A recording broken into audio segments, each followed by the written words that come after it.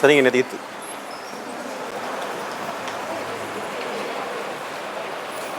Check check நேற்று திருக்குறளில் பார்த்தோம். சரிதானே?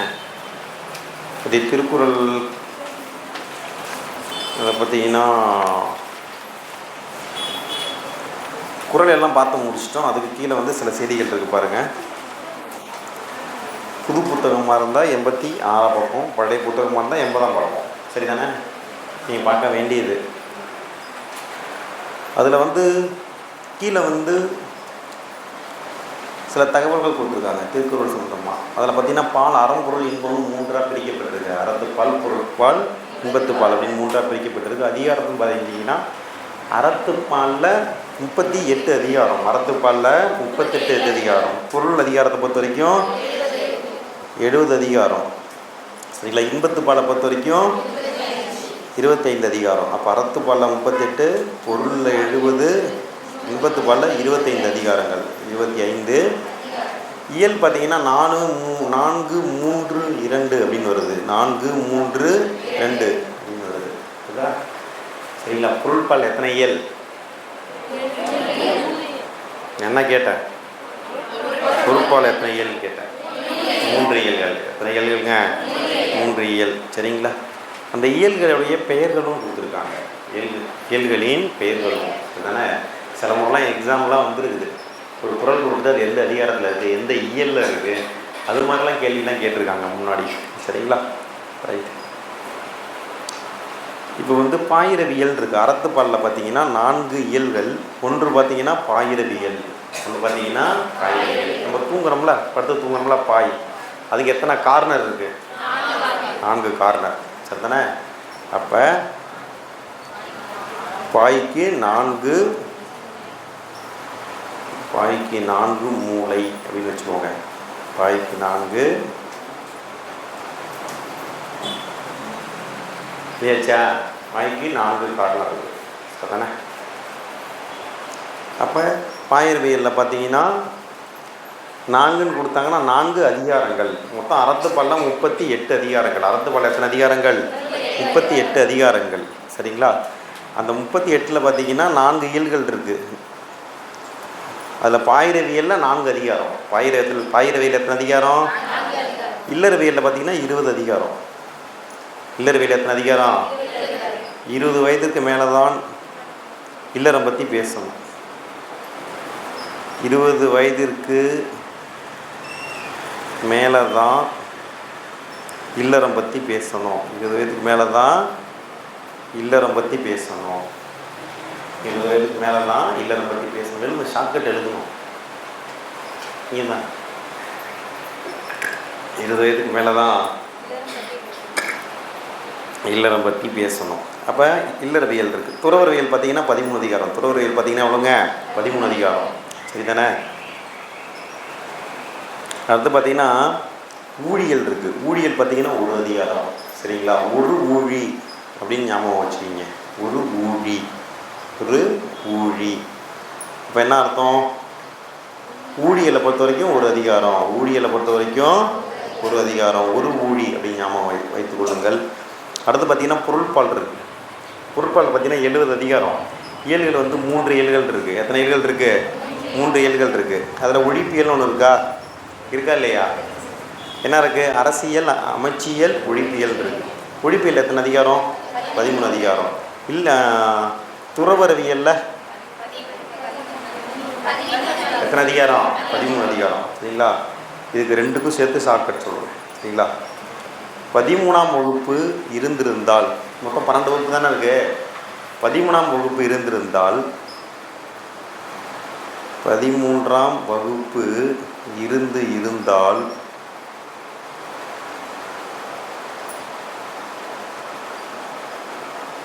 13ஆம் வகுப்பு இருந்திருந்தால் துறவரம் போய் ஒழித்திருப்போம். துறவரம் போய் ஒழிந்திருப்போம்.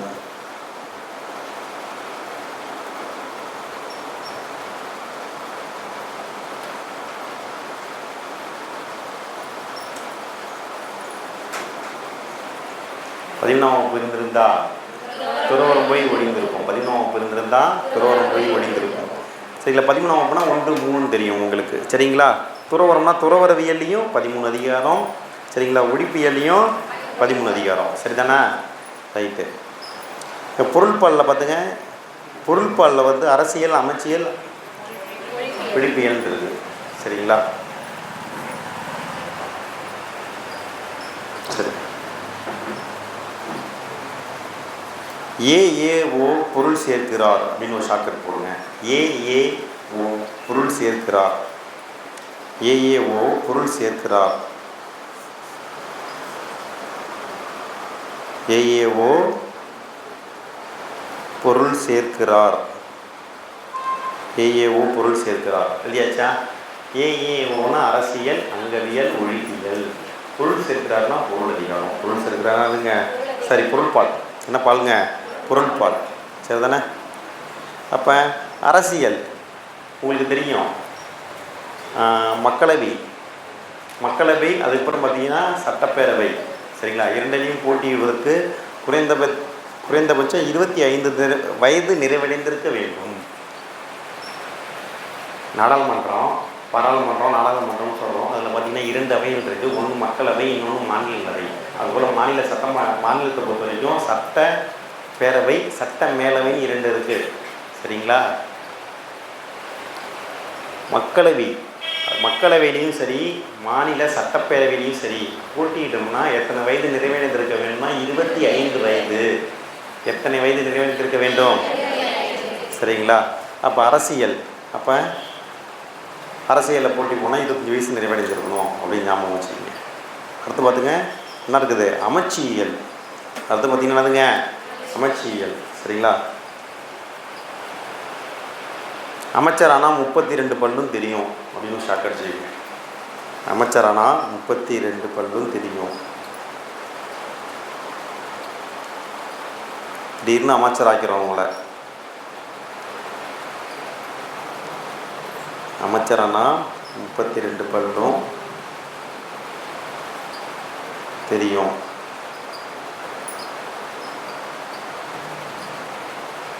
ஓகே, அமைச்சரானா 32 பல்லும் தெரியும். சரி தானே? அப்போ அமைச்சியலுக்கு எத்தனை அதிகாரம்? 32 அதிகாரம். அரசியலுக்கு 25 அதிகாரம். சரிங்களா? அடுத்து பார்த்திங்கன்னா களவியல், கற்பியல். என்ன இருக்குதுங்க? களவியல், கற்பியல். இன்பத்துப்பாலுக்கு வந்து 2 இயல்கள். ஒன்று களவியல், இன்னொன்று பார்த்திங்கன்னா கற்பியல். களவியலில் பார்த்திங்கன்னா 7 அதிகாரம், கற்பியலில் பார்த்திங்கன்னா 18. சரிங்களா? வயசு ஞாபகம் வச்சுங்க. கற்பியல் பார்த்திங்கன்னா 18 வயது, களவியல் பார்த்திங்கன்னா 7.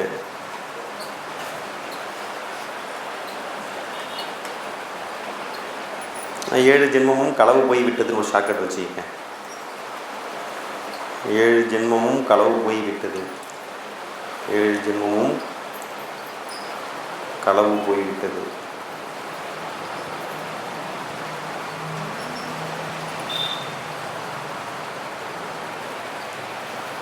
ஏழு ஜென்மமும் களவு போய்விட்டது.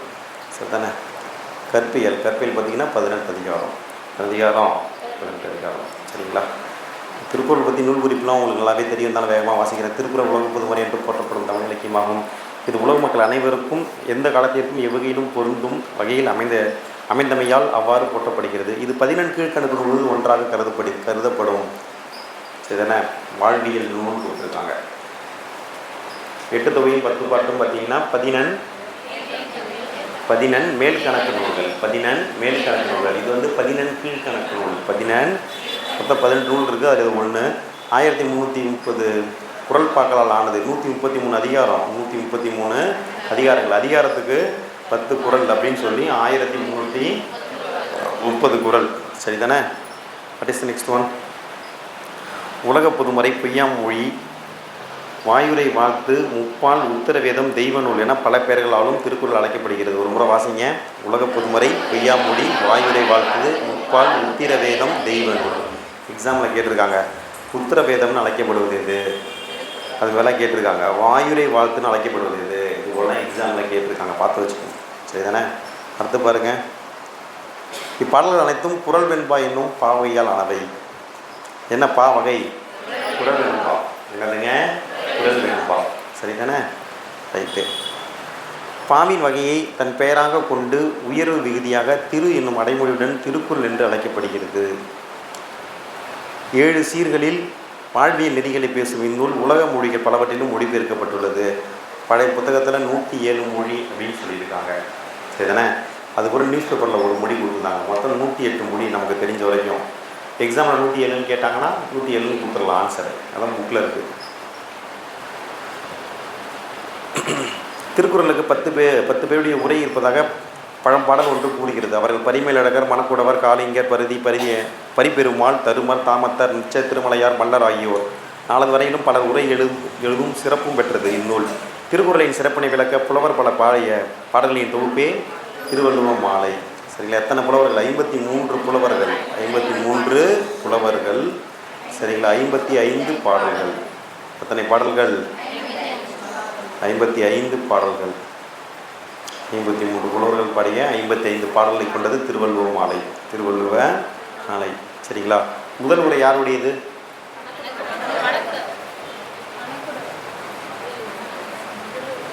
முதல் உரை யாருடையது? என்ன ஷார்ட்கட்டு? முதல் உரை மக்குது. முதல் உரை மக்குது, மணக்கும் அப்படிலாம் சொல்லியிருக்கோம். சரிங்களா? திருக்குறளின் முதல் உரை மணக்குது, மணக்கும். திருக்குறளின் முதல் உரை மணக்கும் அப்படின்னு ஷார்ட்கட்டை மாற்றி எழுதிக்கிங்க. திருக்குறளின் முதல் உரை மணக்கும். சரிதானே? அவன் முதல் உரை வந்து மணக்கூடவர். சிறப்பான உரை சிறப்பான திருக்குறளின் சிறப்பான உரையை பறிச்சிட்டாங்க. திருக்குறளின் சிறப்பான உரையை பறிச்சிட்டாங்க. திருக்குறளின் சிறப்பான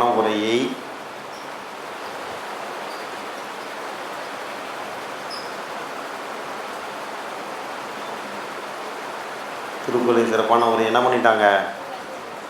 பறிச்சிட்டாங்க. திருக்குறளின் சிறப்பான உரையை பறிச்சிட்டாங்க. இல்லையாச்சா? ஓகே. தொடர்ந்து பார்த்தீங்கன்னா தேவர், நாயனார், தெய்வ புலவர், சென்னா, போதர், பெருநாவலர், பொய்யி புலவர், பொய்யாமொழி புலவர், மாதன், வங்கி, முதற் பாவலர் என்று சிறப்பு பெயர்களால் அழைக்கப்படும் திருவள்ளுவரை பற்றிய அறுதியான தகவல்கள் எதுவும் கிடைக்கவில்லை. நமக்கு வேறு எதுவும் பெருசாக தெரியல. இவருக்கு வந்து வழங்கப்பட்ட வேறு பெயர்கள் தான் தெரியுது. இவருக்கு வழங்கப்பட்ட வேறு பெயர்கள். சரிங்களா? தேவர், நாயனார், தெய்வ புலவர், சென்னா, போதர், பெருநாவலர், பொய்யில் புலவர், பொய்யாமொழி புலவர், மாதன், வங்கி, முதற் பாவலர் இதெல்லாம் இவருக்கு வழங்கப்பட்ட வேறு பெயர்கள். சரிதானே? இவர் எத்தனாம் நூற்றாண்டுன்னு பெரும்பாலும் ஏற்றுக்கொள்ளப்படுகிறது? கிமு 31. கிமு. திருவள்ளுவர் ஆண்டு எப்படி கணக்கிடுவாங்க? இப்போ இருக்க இயர் கூட என்ன பண்ணுவாங்க? இப்போ 2025 இருக்கோம். அது கூட என்ன பண்ணிப்பாங்க? 31 சேர்த்துப்பாங்க. அது கூட என்ன பண்ணிப்பாங்க? 31 சேர்த்துப்பாங்க. சரிங்களா? அப்படி கூட்டி தான் திருவள்ளுவர் ஆண்டு கணக்கிடப்படுகிறது. ஒரு முறை எக்ஸாம்பிளில் திருவள்ளுவர் ஆண்டு எப்படி கணக்கிடப்படுகிறதுன்னு கேட்டிருந்தாங்க. சரியா? சரிங்க. அடுத்து படைப்பாக்க உத்திகள் கொடுத்துருக்காங்க. என்ன கொடுத்துருக்காங்க? படைப்பாக்க உத்திகள் கொடுத்துருக்காங்க. ஊமை நம்ம ஏற்கனவே தெரியும்.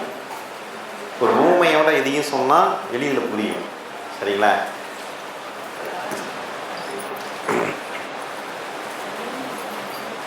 ஒருத்தர் இருக்கான், குடி போல பாய்ந்தான் அப்படிம்பாங்க. எப்படி சொல்லுவாங்க? குடி போல பாய்ந்தான், குடி போல பாய்ந்தான். சரிங்களா? அப்போ புலி இப்படி வேகமாக பாய்ந்தது போல வேகமாக சென்றான் அப்படிங்கிற பொருள்லாம் தருகிறது. அப்போ இது போல் தரும் பொழுது பார்த்திங்கன்னா நம்ம என்ன செய்தியை சொல்ல வரோமோ அதுக்கு வந்து தெளிவாக மற்றவங்களுக்கு புரிய வரும். அதுக்காக தான் இப்படி ஓமை இந்த படைப்பாக்க உத்திகள்லாம் பயன்படுத்தியிருக்காங்க. இதில் பார்த்திங்கன்னா ஊமையை பார்த்திங்கன்னா எக்ஸாமில் கேட்டதுங்க. ரொம்ப வந்து அலட்சியமாக இருந்துடக்கூடாது. இந்த பாடல் வந்து போன முறை கூட எக்ஸாமில் group 2 or group 4 I am not sure. Group 2 group 4ல் 2 கொஸ்டின் கேட்டிருந்தாங்க. குரூப் 4ல் பார்த்தீங்கன்னா 2 கொஸ்டின் இந்த புக்கில் வந்து கேட்டிருந்தாங்க. இல்லையே குரூப் 4 ஞாபகம் இருக்குல்ல. பட் கண்டிப்பாக குரூப் 2ல் கொஸ்டின் இருந்துச்சு. கண்டிப்பாக பார்த்தீங்கன்னா குரூப் 2ல் கொஸ்டின் இருந்துச்சு. சரி தானே? ரொம்ப கவனம். சரி தானே? 2வது பேரை பாருங்களேன். ஊமையை பார்த்தீங்கன்னா சரி வாசிக்கிறேன் முதல்ல இருந்தே. ஒன்றை மற்றொன்றோடு ஒப்பிட்டு பார்ப்பது நம்மிடம் இயல்பாக அமைந்துள்ள பண்பாகும். தெரிந்தவற்றை கொண்டு தெரியாதவற்றை அறிந்து கொண்டு மனித அறிவு வளர்ந்து இருக்கிறது. மொழி தோன்றிய அன்றே ஊமையும் தோன்றியிருக்க வேண்டும். கருத்தை சொல்கையில் கேட்போர் மனதை ஈர்க்கும் வகையிலும் சொல்வதை எளிதும் உணரும் வகையிலும் கூற உவமைகளை ஒப்பீடுகளை பயன்படுத்தினர். அப்போ நமக்கு ஏற்கனவே நன்றாக தெரியும் ஒன்று, சரிங்களா? நிலா முகம் அப்படிங்கிறாங்க. நிலா எப்படி? நிலா தெரியும். ஒரு பொண்ணோட முகத்தை பார்க்குறாங்க, பெண்ணின் முகத்தை பார்க்குறாங்க, நிலா முகம், சரிங்களா? இப்படி ஒப்பிட்டு சொல்கிறாங்க. ஏற்கனவே நமக்கு தெரிந்த ஒன்றோடு இன்னொன்று தெரியாத ஒன்றை ஒப்பிட்டு சொல்கிறாங்க. அது வந்து எளிதில் புரிந்து கொள்வதற்கும் சிறப்பாக இருப்பதற்கும் உதவும் அப்படின்னு சொல்லியிருக்காங்க. இந்த உவமை பார்த்திங்கன்னா வினை, தொழில், பயன், வடிவம் அல்லது மெய் எல்லாம் ஒன்று தான். உரு, நிறம் என 4 அடிப்படையில் தோன்றும் என்பார் தொல்காப்பியர், சரிங்களா? உவமை எப்படிலாம் தோன்றுறது? ஒன்று வினை, அதுக்கு இன்னொரு பேர் கொடுத்துருக்காங்க தொழில் அப்படின்னு. அடுத்தது பயன், அடுத்து என்னதுங்க பயன். அடுத்து பார்த்திங்கன்னா வடிவம்னாலும் மெய்னாலும் ஒன்று தான். வடிவம்னாலும் மெய்னாலும் ஒன்று தான். உருனாலும் நிறம்னாலும் ஒன்று தான். இப்படி 4 அடிப்படையில் தோன்றும் அப்படின்னு கொடுத்துருக்காங்க. அதுக்கு பாட்டும் கொடுத்துருக்காங்க. வினை, பயன், மெய், உரு என்ற 4 வகை பெற வந்த ஓம தோற்றம். வினை, பயன், மெய், உரு இந்த 4 வரும் அப்படின்னு சொல்லியிருக்காங்க. தொல்காப்பியத்தில் சொல்லியிருக்காங்க. எடுத்துக்காட்டு கொடுத்துருக்காங்க பாருங்களேன். புலி போல பாய்ந்தான். இதேமாரி கொடுத்துட்டு பொறுத்த சொல்லுவாங்க. இல்லை ஏதாவது ஒன்றை கேட்பாங்க, சரிங்களா? ரொம்ப கவனமாக ரிவிஷன் பண்ணிக்கணும், சரி தானே? இங்கே புலி போல பாய்ந்தான் இருக்குது. என்ன இருக்குங்க? புலி போல பாய்ந்தான். அப்போ பார்த்தீங்கன்னா அது தொழில், அது வினையை குறிக்குது. அது ஒரு செயல் தானே, அது ஒரு செயலை குறிக்குது. அப்போ புலி போல பாய்ந்தான். மழை போல கொடுக்கும் கை. ஒருத்தங்களுக்கு உதவுறோம், மழை இருக்குது, ஏதாவது எதிர்பார்த்து நம்மகிட்ட மழை பொழிக்கிறதா? இல்லை இது நல்ல இடம், இது கலர் நிலம் அப்படின்னு ஏதாவது பாகுபாடு பண்ணி மழை பெய்யுதா? இது சாக்கடை, இதில் போய் மழை நீர் கலந்தால் அது சாக்கடையாக தான் மாறணும், அதனால் இங்கே மழை பொழியலாம் நினைக்குதா? அப்போ இப்படி கலர் நிலம், ஊர் நிலம், எந்த நல்ல நிலம், எந்த வித பாகுபாடு இல்லாமல் எல்லாத்துக்கும் எந்த வித எதிர்பார்ப்பும் இல்லாமல், சரிங்களா, மழை பொழிகிறது, சரிங்களா? அதுபோல் மழை போல் எந்தவித எதிர்பார்ப்பும் இல்லாமல் உதவக்கூடியவன். மழை போல் எந்தவித எதிர்பார்ப்பும் இல்லாமல் கொடுக்கும் கை. மழை போல் கொடுக்கும் கைனா எதையுமே எதிர்பார்க்காம உதவக்கூடிய கை. இங்கே பார்த்தீங்கன்னா பயன் வருது. என்ன வருதுங்க? பயன். போன முறை ஒரு செயல் செய்தான், ஒரு வினையை தொழிலை செஞ்சான், அதுக்கு புலி போல தான் சொன்னாங்க, சரி தானே? இங்கே பார்த்தீங்கன்னா உதவி பண்ணுறாங்க, பயன் அடைகிறாங்க அதனால், சரிங்களா? அதனால் பார்த்திங்கன்னா மழை போல கொடுக்கும் கை.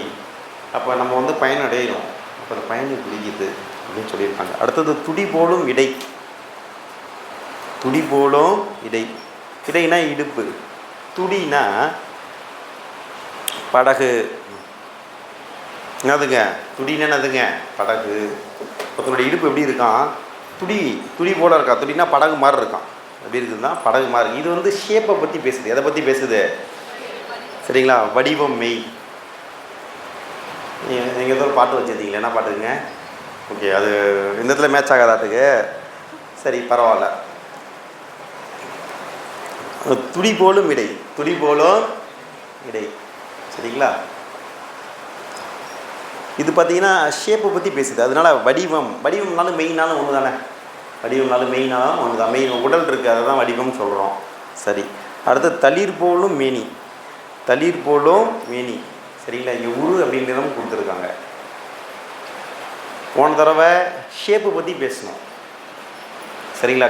வேர்க்கண்ணால் அப்படிம்பாங்க. வேல்கண்ணால் அப்படின்னா கண் எப்படி இருக்குன்னா வேல் மாதிரி இருக்குமா, சரி தானே? இப்படி ஏதாவது சொல்லுவாங்க. அடுத்தது தளிர் போலும் மேனி. தளிர்னா என்ன?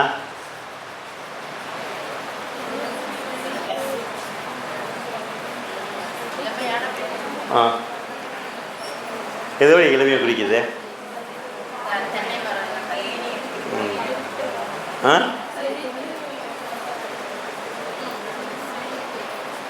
தளிர் போலும் மேனி, சரிங்களா? ஒரு மரம் இருக்குது, மரத்தில் இளமையான இலைகள் இருக்குது, சரிங்களா? அப்போ அந்த இளமையை குறிக்கிறது. அப்போ தளிர் போலும் மேனி, உடல் எப்படி இருக்கான், தளிர் போல இருக்கான் அப்படின்னு கொடுத்துருக்காங்க. சரிதானே? அப்போ வந்து ஊமை எத்தனை வகைப்படும்? 4 வகைப்படும். என்னென்ன? வினை அல்லது தொழில், பயன், வடிவம் அல்லது மெய். சரிங்களா? அடுத்து உரு அல்லது நிறம். இப்படி 4 அடிப்படையில் வரும்னு சொல்லியிருக்காங்க. 4 எடுத்துக்காட்டு பார்த்தோம். இதை ஒரு பொறுத்துக்கு மாதிரி கொடுப்பாங்க. இதை என்ன பண்ணுவாங்க? பொறுத்துக்கு மாதிரி கொடுப்பாங்க. கண்ணன் புலி போல பாய்ந்தான் என்பதில் கண்ணன் ஓமேயம். சரிங்களா? கண்ணன் பார்த்தீங்கன்னா ஓமேயம். ஓமேயம் ஒரு பொருள். புலி அப்படிங்கிறது ஓமானம். அதுக்கு இன்னொரு பேர் இருக்குது ஓமை.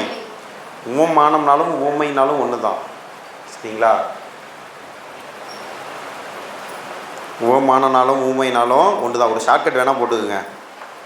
ஓமையால் மானம் போய்விட்டது. ஓமையால் மானம் போய்விட்டது. ஓமையால் மானம் போய்விட்டது. ஓமையால் மானம் போய்விட்டது. சரிதானே? ஊமைனா ஓமை தான். மானம் அப்படின்னா ஓமானம். அதுக்கு தான் இன்னொரு பேர் என்னதுங்க? ஓமானம். சரிதானே? ரைட்டு. போல் அப்படிங்கிறது ஓம உறுப்பு. பாய்தலுங்கிறது பொதுத்தன்மை. பாய்தலுங்கிறது பார்த்தீங்கன்னா பொதுத்தன்மை. இந்த 4 உறுப்புகள் ஓமையை அமைக்கின்றன அப்படின்னு சொல்லியிருக்காங்க. ஒன்றை விளக்கவும் தெளிவுபடுத்தவும் அழகுபடுத்தவும் ஓமையை எளியதும் தொன்மை மிக்கதாகவும் உள்ளது. சங்க பாடல்களில் பெரும்பாலும் ஓமை அணியே இடம்பெற்றுள்ளது. சரிதானே? அப்போ ஒன்று சிறப்பாக சொல்லணும் அப்படின்னா ஊமையில் எளிதாக சொல்லினா இதுதான் அதிகமாகவும் பயன்படுத்தப்பட்டிருக்கு அப்படின்னு கொடுத்துருக்காங்க. சரிதானே? தொடர்ந்து பார்த்திங்கன்னா குறைவாகவே பிற அணிகள் குறைவாகவே இடம்பெற்றுள்ளன. ஊமை அணி தான் அதிகம் இடம்பெற்றுள்ளது. சங்க இலக்கியத்தை தொகுத்தவர்கள் பாடலாசிரியர்களின் பெயர் தெரியாத போது அப்பாடலில் உள்ள ஊமையை கொண்டே பெயர் சூட்டினார்கள். செம்புல பெயல் நீரார். நமக்கு பெயர் தெரியல, அவங்க சொன்ன மேற்கோள்களில் ஒரு ஊமை ஒன்று சொல்லியிருப்பாங்கள்ல, அந்த ஊமையாலேயே அவருக்கு பேர் வழங்கப்பட்டிருக்கு. சரிண்ணா? எந்தையும் தாயும் முறை கேளி அப்படிலாம் பாட்டுலாம் வரும். இதேமாரி நம்ம செம்புல பெயல் நீரார் இதெல்லாம் நம்ம படிச்சிருக்கோம். சரிதானே? அப்போ பெயர் தெரியலன்னா அந்த ஊமை கூட பேரை அது ஊமையே பேராக்கிடுறோம். அப்போ செம்புல பெயல் நீரார் அப்படின்னு பேர் வச்சுருக்கோம். அதுபோல் தேய்புரி பழங்கழிட்டினார் அப்படின்னு வச்சுருக்கோம். அடுத்து பார்த்திங்கன்னா அணிலாடு முன்றிலார். அடுத்து என்ன வச்சுருக்காங்க? அணிலாடு முன்றிலார். இப்படிலாம் வந்து பெயர் வைத்திருக்கிறார்கள். சரிதானே? தொடர்ந்து பாருங்கள். ஊர் குருமாக்கள் வெண்கோடு கழாலின் நீர்த்துறை படியும் பெருங்கலிறு போல இனிமை பெருமை எமக்கே மற்றதன் துன்னரும் கடாகம் போல இன்னாய் பெருமை நின் ஒன்னா தோற்கே அப்படின்னு வந்திருக்கா? புறநானூரில் வந்திருக்கு. இதில் வந்திருக்கு, புறநானூரில் வந்திருக்கு. அவையார் அதியமானின் வெட்டி புகழையும் வீர சிறப்பையும் மிக சுருங்கிய அடிகளில் அழகாக புனைகிறார். குளத்தில் ஊர் சிறு பிள்ளைகள் யானை மீது நீரை இறைத்தும் வெண்கொம்புகளை கழுவியும் விளையாடுவார். சரிங்களா? குழந்தைங்க இருக்குல்ல, சின்ன குழந்தைங்க, அவங்க என்ன பண்ணுவாங்க? யானை கூட விளையாடுவாங்க. யானை கூட என்ன பண்ணுவாங்க? விளையாடுவாங்க. அது மேலே நீர்லாம் இறைத்து விளையாடுவார்கள். சரிங்களா? அதோட தந்தா இருக்குல்ல, அதுதானே வெண்கொம்பு. வெண்கொம்புகளை கழுவியும் விளையாடுவார். அப்போ யானைக்கு மதம் பிடித்து விட்டால் யாரும் பக்கத்தில் அணுக முடியாது. அதியமானும் அப்படிப்பட்டவன் தான். பரிசிலருக்கு இனியன், பகைவருக்கு இன்னாதவன். யானை பற்றி ஊமை பாடலுக்கு உயிரிட்டுகிறது. யானை இருக்குதுங்க. யானை கூட குழந்தைங்க, நல்லா சின்ன குழந்தைங்களாம் விளையாடுவாங்க. நீர் இறைத்து விளையாடுவாங்க. தண்ணி அது மேலே அள்ளி ஊற்றுவாங்க. அதோட தந்தத்தெல்லாம் கழுவி விடுவாங்க. சரிதானே? ஆனால் யானைக்கு மதம் பிடிச்சிட்டா யாராவது பக்கத்தில் போக முடியுமா? தூக்கி போட்டு மிதித்து போய்கிட்டே இருக்கும். சரிதானே? அதுபோல் தான் யாரும் அதியமானோம். சரிதானே? பரிசிலர் யாரெல்லாம் இந்த பாட்டு பாடி பரிசுலாம் வாங்கிட்டு போகிறாங்களோ அவங்களுக்கு இனியவன். சரிங்களா? பகைவருக்கு இன்னாதவன் அப்படின்னு கொடுத்துருக்காங்க. சரிங்களா? இங்கே ஒரு பாட்டு இருக்குது. ஊர் குருமாக்கள் வெண்கோடு கழாலின் அப்படின்னு வருது. ஊர் குருமாக்கள் வெண்கோடு கழாலின். இது எங்கே? இந்த வரிகள் எங்கே இருக்குன்னா புறநானூரில் இருக்குது. எங்கே இருக்குது? புறநானூரில் இருக்குது. அதனால் புறம்போக்கு ஊரில் குருமா சாப்பிட்றார் அப்படின்னு ஷார்ட்கட் போட்டுதுங்க. புறம்போக்கு ஊரில் குருமா சாப்பிடுகிறார். புறம்போக்கு ஊரில் குருமா சாப்பிடுகிறார்.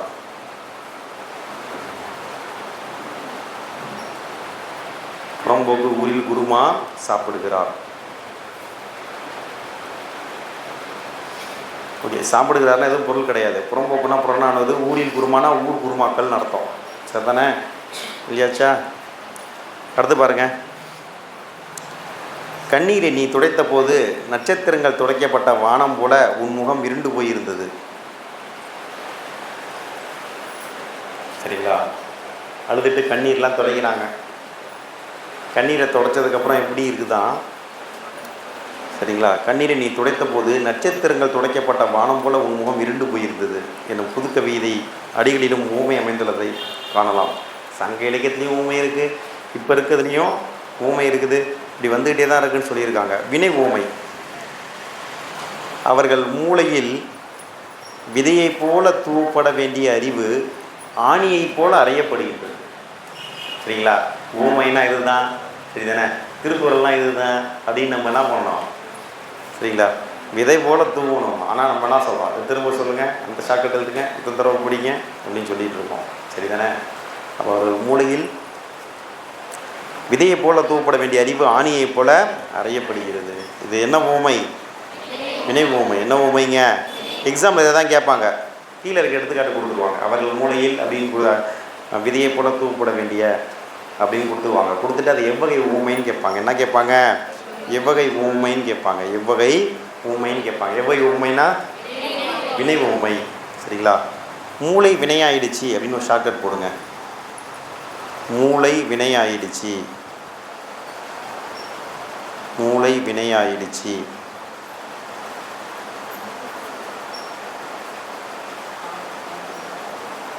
மூளை வினையாயிடுச்சு. மூளை என்ன ஆயிடுச்சு? வினையாயிடுச்சு. சரிதானே? அடுத்து பாருங்க, பயன் ஊமை இருக்குது. வறண்ட வாழ்வு துளிர்க்க மழை போல வந்தாய் நீ. பயன்படுத்திக்கலாம். சரிதானே? இந்த கவிதை என்ன பண்ணலாம்? வறண்ட வாழ்வு துளிர்க்க மழை போல வந்தாய் நீ. சரிங்களா? வாழ்க்கை வறண்டு போயிருக்கான், அது துளிர் விடுவதற்காக மழை எப்படி வந்துச்சோ, வறண்ட நிலம் துளிர், வறண்ட நிலத்தில் இருக்க மரம்லாம் இருக்கும், மழை பெஞ்சால் துளிர் விடும். சரிதானே? அதுபோல் என் வாழ்க்கைக்கு மழை போல் நீ வந்தாய் அப்படின்னு சொல்லியிருக்காங்க. இது பயன் ஊமை. இது என்ன ஊமைங்க? பயன் ஊமை. ஷார்ட்கட் எழுதிக்கணும், திரும்ப திரும்ப படிக்கணும். சரிதானே? வறண்ட வாழ்வில்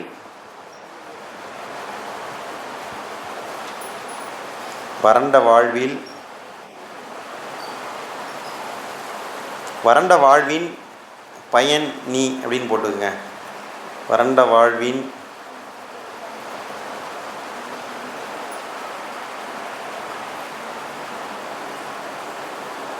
ஓகே, வறண்ட வாழ்வின் பயன் நீ. சரிதானே? வறண்ட வாழ்வின் பயன் நீ அப்படின்னு போட்டுருங்க. சரிதானே? அடுத்து என்ன இருக்குது? மெய் ஊமை இருக்குது. மெய்னா நம்ம ஏற்கனவே சொல்லிட்டோம், ஷேப் பற்றி பேசுகிறது, வடிவத்தை பற்றி பேசுது. சுருங்கிய குடையை போல தோன்றும் அசோக மரம். சரிதானே? அசோக மரம் இருக்கான், எப்படி இருக்குதான்? சுருங்கி போன குடை போல இருக்கான். சுருங்கி போன குடை போல இருக்கான். அப்போ சுருங்கிய குடை போல தோன்றும் அசோக மரம். அப்போ ஷேப் பற்றி பேசுனா நமக்கு தெரியும் அது மெய் அல்லது வடிவம். மெய் அல்லது வடிவம். வடிவம்னாவே ஷேப் தானே? வடிவம்னாவே என்னது தான்? ஷேப் தான். நம்ம உடல் என்ன சொல்லுவோம்? மெய் தானே சொல்லுவோம். என்னன்னு சொல்லுவோம்? மெய் தானே சொல்லுவோம். சரி, ஓகே. மெய்யாலும் சுருங்கி போன குடை அப்படின்னு ஒரு ஷார்ட்கட் வச்சுக்கோங்க. மெய்யாலும் சுருங்கி போன குடை.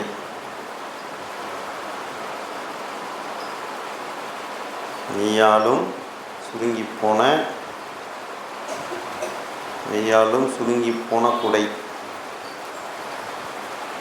மெய்யாலும் சுருங்கி போன குடை. அடுத்து என்ன இருக்குது? உரு ஊமை இருக்குது. என்ன இருக்குதுங்க? உரு ஊமை. இங்கே நிறத்தை பற்றி பேசணும். உருனா கூட உருவம், அது கவனம் இல்லை. இங்கே உருனாலும் உருவம். உருனாலும் என்னதுங்க? உருவம். சரிதானே? அதான் உருன்னு கொடுத்து இந்த ப்ராக்கெட்டில் நிறம்னு கொடுத்துருக்காங்க. என்னன்னு கொடுத்துருக்காங்க? நிறம்னு கொடுத்துருக்காங்க. அப்போ கலர் பற்றி பேசணும். எதை பற்றி பேசணும்? கலர் பற்றி பேசணும். சரிதானே? ரைட்டு. என்ன கொடுத்துருக்காங்க? சோடிய விளக்காய் மாலை நேர சூரியனின் மஞ்சள் வெளிச்சம் தெருவில் நிரம்பி வழிந்தது. இப்போ தான் ஒயிட் கலரில் என்ன பண்ணுறாங்க? சரிதானே? தெருவிளக்குகள் போடுறாங்க. கொஞ்சம் காலத்துக்கு முன்னாடி பார்த்தீங்கன்னா, சில ஆண்டுகளுக்கு முன்னாடி, ஒரு 10 ஆண்டுகள் 15 ஆண்டுகளுக்கு முன்னாடி பார்த்தீங்கன்னா, சரிங்களா, மஞ்சள் நிறத்தில் இது மாதிரி இருக்கும். அதனால தான் சோடிய விளக்காய் மாலை நேர சூரியனின் மஞ்சள் வெளிச்சம் தெருவில் நிரம்பி வழிந்தது. சரிதானே? அப்போ சோடியம் விளக்கு தான் பயன்படுத்துனாங்க. அப்போ பகல் இருக்க மாதிரியே அந்த சூரியனில் அந்த லைட் வர மாதிரி இருக்கும்ல, அதேமாரி ஒரு ஃபீல்டு இருக்கும். அதை தான் அவங்க எழுதியிருக்காங்க. சரிதானே? உங்களுக்கு கலர் பற்றி பேசினா அது என்ன ஊமை? என்ன ஊமை? உருவ ஊமை. அதுக்கு இன்னொரு பேர் நிற ஊமை. சரி தானே? ஷேப் பற்றி பேசினா வடிவம், அதுக்கு இன்னொரு பேர் மெய். சரிங்களா? ஒரு பயன், சரிங்களா, பயன் அடைவதை பற்றி பேசினா, இல்லை ஒரு பயனாக இருக்காங்க அதை பற்றி பேசினா பயன் ஊமை. சரிங்களா? வறண்ட வாழ்வு துளிர்க்க மழை போல அந்தாய் அப்படின்னு போடுங்க. அதுபோல் வினை ஊமை, ஒரு செயலை குறிப்பது, தொழிலை குறிப்பது. சரிதானே? அவர்கள் மூளையை விதையைப் போல அவர் தூப்பட வேண்டிய அறிவு ஆணியைப் போல அறியப்படுகிறது அப்படின்னு சொல்லியிருக்காங்க. அடுத்தது பார்த்திங்கன்னா உருவகம். அடுத்து என்னதுங்க? உருவகம். ஒப்பீட்டு செறிவும் பொருள் அழுத்தமும் சிறக்க அமையும் போது அது உருவகம் எனப்படுகிறது. ஊம உறுப்புகளை விரித்து சொல்வதை விட தொகுத்தும் சுருக்கியும் சொல்வதில் ஆற்றலும் அழகும் இனிமையும் இருப்பது தெரிந்திருக்கும். அந்த வகையில் ஊமை தொகையாகி உருவகமாக ஆயிற்று.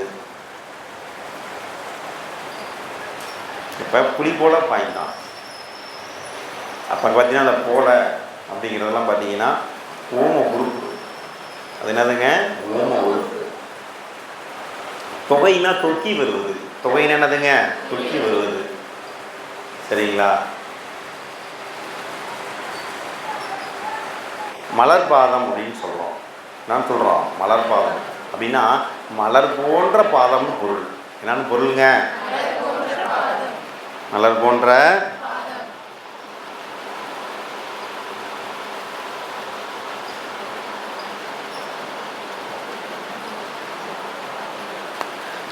மலர் போன்ற பாதம் என்னதுங்க? அதில் அந்த போன்ற மலர் பாதம் தான் நம்ம பயன்படுத்துகிறோம். அதில் போன்ற அப்படிங்கிறது பார்த்திங்கன்னா மறைந்து வந்திருக்கு. போன்றங்கிறது பார்த்திங்கன்னா என்னதுங்க? மறைந்து வந்திருக்கு. அதுதான் ஊமை தொகை. அது என்னதுங்க? ஊமை தொகை.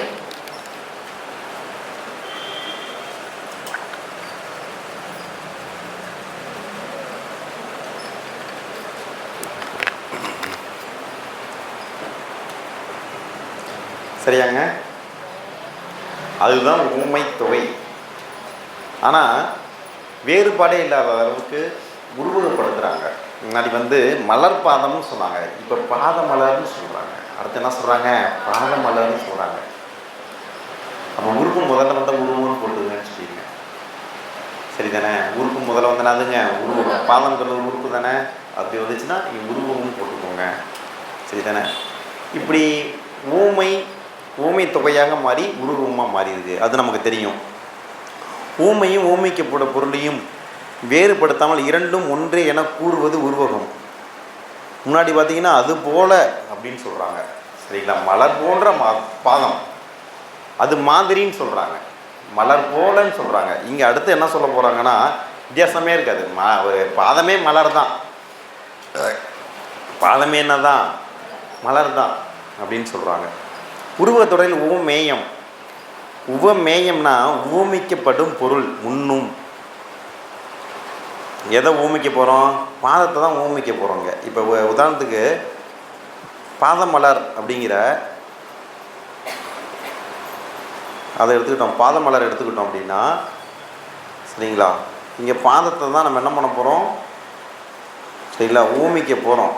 அப்போ உருவத்தொடரில் உவமேயம்னா ஊமிக்கப்படும் பொருள் முன்னும் முன்னாடி வரும். ஊமை எது? ஊமை மலர் தான் இங்கே ஊமை. அது பின்னாடியும் வரும். அது எப்படியும் வரும்? சரிங்களா, ஒப்பாக காட்டப்படும் பொருள் பின்னுமாக அமையும் அப்படின்னு கொடுத்துருக்காங்க. சரி தானே? அடுத்து என்ன கொடுத்துருக்காங்க? ஊமையின் செறிவார்ந்த வடிவமே உருவகம். ஊமையின் செறிவார்ந்த வடிவமே உருவகம். தாமரை போலும் முகம் என்ற ஊமை செறிவூட்டப்பட்டு முகத்தாமரை என உருவகத்தை உருவாக்குகிறது. சரிதானே? அப்போ தாமரை போலும் முகம், அதை தாமரை முகம்னு சொல்லலாம். அதுக்கு என்ன பொருள்னா தாமரை மாதிரி இருக்கும் முகம் அப்படின்னு அர்த்தம். அடுத்து முகத்தாமரை, முகமே தாமரை மாதிரி இருந்துச்சு. புரியல? முத்திக்கனியா? முத்திக்கனியா? முத்தி உருவகம் இருக்கா? எங்க இருக்கு?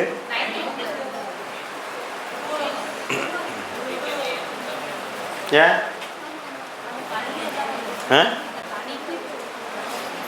சரி, அதை எடுத்து கொடுங்க, நீங்கள் பார்க்கலான்ட்டு.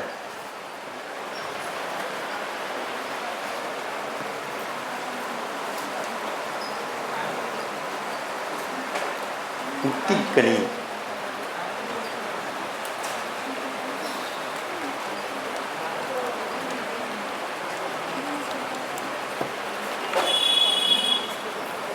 சரி, அதை நம்ம செக் பண்ணி சொல்கிறேன். இப்போ ஞாபகம் வச்சுங்க, முத்திக்கனி உருவம்னு கொடுத்துருக்காங்க. அது ஏன் அப்படிங்கிறத நம்ம செக் பண்ணி சொல்கிறேன். சரி தானே? What is the next one? முகத்தாமரையான உருவத்தை உருவாக்குகிறது. எனக்கு என்னமோ அது சரியாக இருக்கா? புது புக்கு தானே அது? What is the next one? உருவம் பார்த்துட்டோம். என்ன பார்த்துட்டோம்? உருவம் பார்த்துட்டோம். ஊமை எனில் ஊமானமும் ஊமையும் வேறு வேறானவை என்ற எண்ணம் இருந்து கொண்டிருக்கும். உருவத்தில் இரண்டும் ஒன்றே என்று உணர்வு கிடைக்கிறது. தீ போல் சினம் என்பதை சினத்தி என்பார் பாரதியார். தீ போல சினம், அதை என்ன சொல்கிறாங்க? சினத்தி அப்படிங்கிறாரு.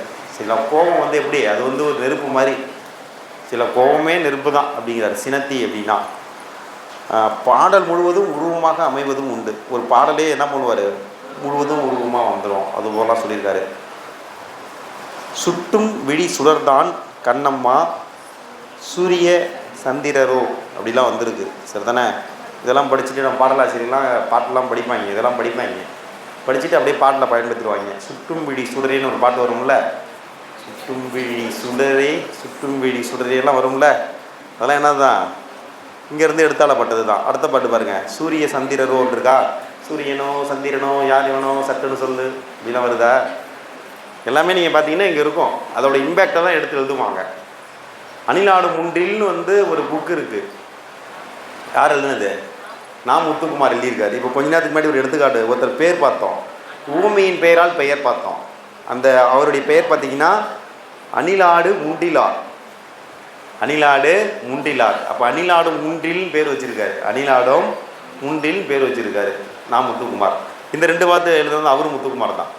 சரிங்களா? சுட்டுமொழி சுடர் எழுதுறதும் அவர் தான், சூரியனோ சந்திரனோ அவர் எழுதுறதும் அவர் தான். சரி தானே? அப்படின்னு நினைக்கிறேன், சரியாக தெரியல, அது பிரச்சனை இல்லை. ஆனால் பாடல்களுடைய இம்பேக்ட் வந்து எடுத்து எழுதிவாங்க அவங்க. பட்ட கரிய விழி கண்ணம்மா வான கருமை கொள்ளோ பட்டு கருநீல புடவை பதித்த நல் வைரம் நட்ட நடுநிசையில் தெரியும் நட்சத்திரங்களடி அப்படின்லாம் எழுதியிருக்காரு பாரதி.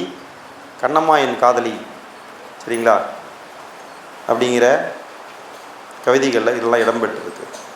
எனும் கவிதையில் தான் எத்தனை உருவங்கள். பாஞ்சாலி சபதத்தில் அர்ஜுனன் பாஞ்சாலியிடம் கதிரவன் ஒளிபட்டு விதவிதமான மாயம் கொள்ளும் மேகங்களுக்கு கூறுகின்ற உருவங்கள் உள்ளம் கவர்ந்தவை. தீயின் குழம்புகள் எக்ஸாமில் கேட்டதுங்க, பார்த்து வச்சுக்கணும். செழும்பொன் காய்ச்சி விட்ட ஓடைகள், தங்கத்தீவுகள், நீல பொய்கைகள். எக்ஸாமில் கேட்டிருந்தாங்க. நீல பொய்கைகள் இது எங்கே இடம்பெற்றுக்குன்னு கேட்டிருந்தாங்க. சரிதானே? இப்போ இதுதான் அநேகமாக உனக்கு குரூப் 4 கொஸ்டினான்னு தெரில, பட் எக்ஸாமில் வந்திருக்கு. சரிங்களா? நீல பொய்கைகள் வந்து எங்கே இடம்பெற்றிருக்குன்னு கேட்டிருந்தாங்க. எங்கே இடம்பெற்றிருக்கு?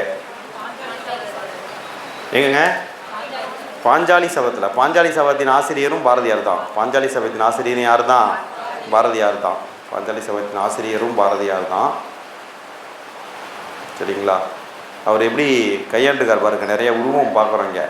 தீயின் குழம்புகள், செழும்பொன் காய்ச்சி விட்ட ஓடைகள், தங்கத்தீவுகள், தங்கத்தோணிகள், அடுத்தனா ஒரு கருஞ்சிகரங்கள், நீல பொய்கைகள். அதான் சொல்கிறேனே, அதான் எக்ஸாமில் கேட்டதை சொல்கிறேனே. நீல பொய்கைகள், கருஞ்சிகரங்கள், தங்க திமிங்கலங்கள் என்றெல்லாம் உருவகித்திருக்கிறார். சரிதானே? அப்போ ஃபுல்லாக உருவமாகவே இருக்குது. பார்த்து வச்சுக்கணும் எந்த அளவுக்கு உருவம் வந்திருக்கு அப்படின்னு.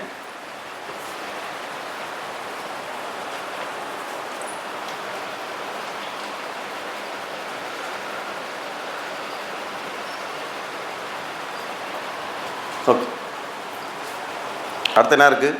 உருவகத்துலேயும் இது போல் 4 வகை இருக்குது. வினை, பயன், வடிவம், உருவம். உருனா நிறம், இதெல்லாம் இருக்குது.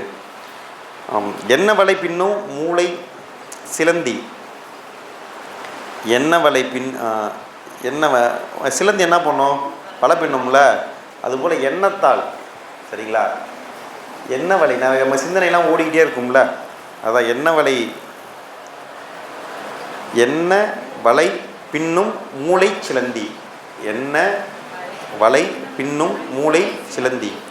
இங்கே பார்த்தீங்கன்னா சிந்தனை செய்கிறோம், அதனால் பார்த்தீங்கன்னா இது வினை உருவகம். என்னதுங்க? வினை உருவகம். சரி தானே? அப்போ மூளை சிலந்தின்னு இருக்குது. என்னான் இருக்குங்க? மூளை சிலந்தி இருக்குது. மூளை வந்து ஒரு உறுப்பு தானே? மூளை வந்து என்னதுங்க? உறுப்பு தானே? உறுப்பா இல்லையா? உறுப்புனா உருவம் போட்டிருக்கேன்னு சொல்லியிருக்கோமா? அப்படி தானே சொல்லியிருக்கோம். மூளை வந்து சிலந்தியாக வந்து அவர் என்ன பண்ணுறாரு, இங்கே இது பண்ணுறாரு. அதுபோல் எண்ணத்தை வந்து வலையாக இது பண்ணியிருக்காங்க. சிந்தனை வினை. அடுத்து பார்த்திங்கன்னா ஆவேச புயல்களாலும் அசைக்க முடியாத ஆகாச பூ கதிரவன். ஆவேச புயல்களாலும் அசைக்க முடியாத ஆகாச பூ கதிரவன். கதிரவன்னா சூரியன். கதிரவன் என்னதுங்க? சூரியன். கதிரவன்னா சூரியன். சரிதானே? அப்போ புயல்களால் கூட அசைக்க முடியாத ஆகாச பூ. சரிதானே? அடுத்து பாருங்கள், சூரியனை பூன்னு சொல்கிறாங்க. இதெல்லாம் பார்த்திங்கன்னா பயன் உருவகம். என்னதுங்க? பயன் உருவகம். அடுத்து என்ன இருக்குது? நீல வயலின் நட்சத்திர மணிகள். நீல வயலின் நட்சத்திர மணிகள் வானமும் விண்மீன்களும். இது பார்த்திங்கன்னா வடிவம் மெய் எல்லாம் ஒன்று தான். வடிவம் அல்லது மெய் கொடுத்துருக்காங்க. மெய் உருவகம் நீல வயலின் நட்சத்திர மணிகள். சரிங்களா? அடுத்து பார்த்திங்கன்னா மலைக்கிழவியின் நரைத்த கூந்தல். அருவி என்னவா? மலைக்கிழவியின் நரைத்த கூந்தல். அருவி எப்படி இருக்கும்? மேலே இருந்து பார்த்தீங்கன்னா அப்படியே வெள்ளை நிறமாக இருக்க மாதிரி, வெண்மையாக இருக்க மாதிரி இருக்கும். சரிங்களா? அப்போ ஒரு கிழவிக்கு கூந்தல் இருந்தால் கிழவியோட கூந்தல் எப்படி இருக்கும்? நிறைய, சரிங்களா, மென்மையாக இருக்கும். சரிங்களா? அதை சொல்கிறாங்க மலைக்கிழவி நரைத்த கூந்தல் அருவி அப்படின்னு எழுதியிருக்காரு. நிறத்தை பற்றி சொல்லியிருக்காங்க. இது உருவகம் வந்திருக்குன்னு சொல்லியிருக்கோம். சரிங்களா? ரைட்.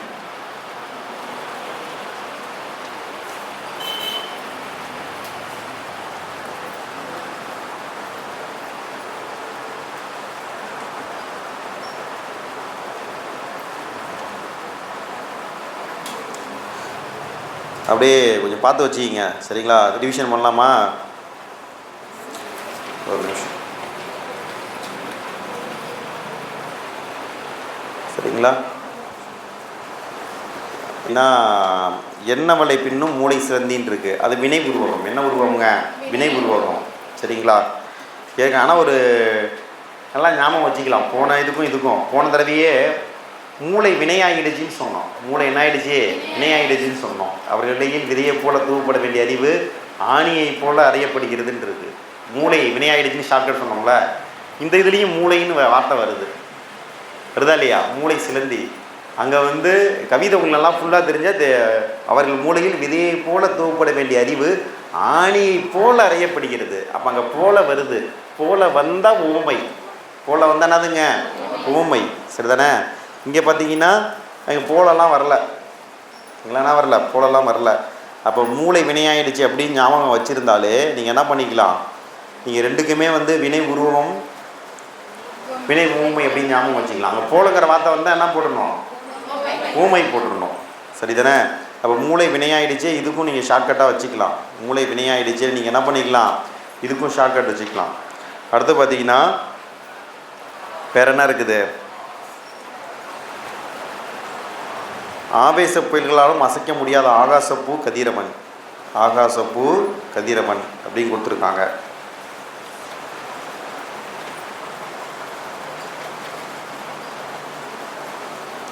ஆவேச உருவகத்தால் பயனில்லை. ஆவேச உருவகத்தால் பயனில்லை. ஆவேச உருவகத்தால் பயனில்லை.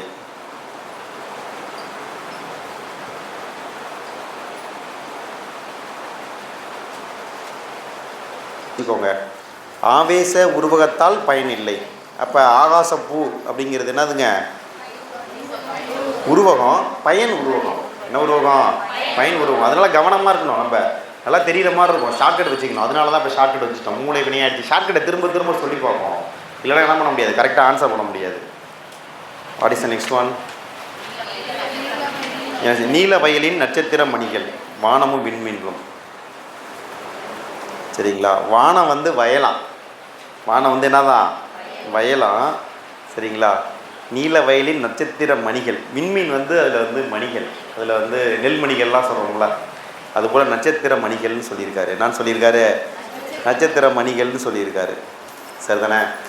ஷேப் பற்றி பேசினா வடிவம் அல்லது மெய். ஷேப் பற்றி பேசினா வடிவம் அல்லது மெய். சரிங்களா? போன தடவைலாம் போலலாம் பார்த்தோம். என்ன வந்துச்சு? சுருங்கிய கொடையை போல தோன்றும் அசோக மரம். சுருங்கிய கொடையை போன்ற தோன்றும் அசோக மரம். அந்த போல மறைஞ்சு வந்தாலும் என்னதான்? ஊமை தான், ஊமை தொகை தான். சரிதானே? அது மறைந்து வரும், வெளிப்படையாக வரும். சரிதானே? புலி போல பாய்ந்தான், புலி பாய்ந்தான்னா அப்பயும் புலி போல பாய்ந்தான் தான் பொருள். சரிதானே? இப்போ பார்த்தோம், தாமரை போன்ற முகம், தாமரை போல முகம்னாலும் சரி, தாமரை முகம்னாலும் அதுவும் ஒன்று தான், ரெண்டும் ஒரே பொருள் தான். சரிங்களா? இங்கே உவமை முன்னாடி வருதா உவமை பின்னாடி வருதான்னு பார்க்கணும். தாமரை முகம், தாமரை கூட தான் கம்பேர் பண்ண போகிறோம். தாமரை முன்னாடி வந்துச்சுன்னா அது ஊமை, தாமரை பின்னாடி வந்துச்சுன்னா உருவகம். சரிதானே? அப்போ இங்கே நீல வயலின் நட்சத்திர மணிகள்னு சொல்லியிருக்காரு, நீல வயலின் நட்சத்திர மணிகள்னு சொல்லியிருக்காரு. சரிதானே? அதனால இது பார்த்திங்கன்னா மெய் உருவகம். என்னதுங்க? மெய் உருவகம். வானத்தை வயலாக உருவப்படுத்தியிருக்காரு. வானத்தை என்னவா உருவப்படுத்தியிருக்காரு? வயலாக உருவப்படுத்தியிருக்காரு. சரிங்களா? அதில் விளையக்கூடிய எப்படி ஒரு பயிரில் வயலில் விளையக்கூடிய மணிகள் இருக்குமோ அதுபோல் நட்சத்திர மணிகள்னு சொல்லியிருக்காரு. நான் சொல்லியிருக்காரு நட்சத்திர மணிகள் சொல்லியிருக்காரு. அதனால் என்னதுங்க?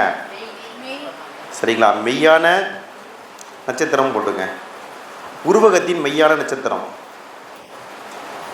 உருவகத்தின் மெய்யான நட்சத்திரம்,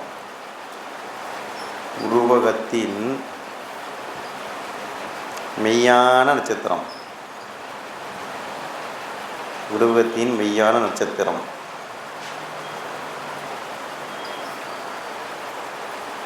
ஜச்சா உருவகத்தின் மெய்யான நட்சத்திரம். அப்போ உருவம் உருவகன் வந்துடும். சரிதானே?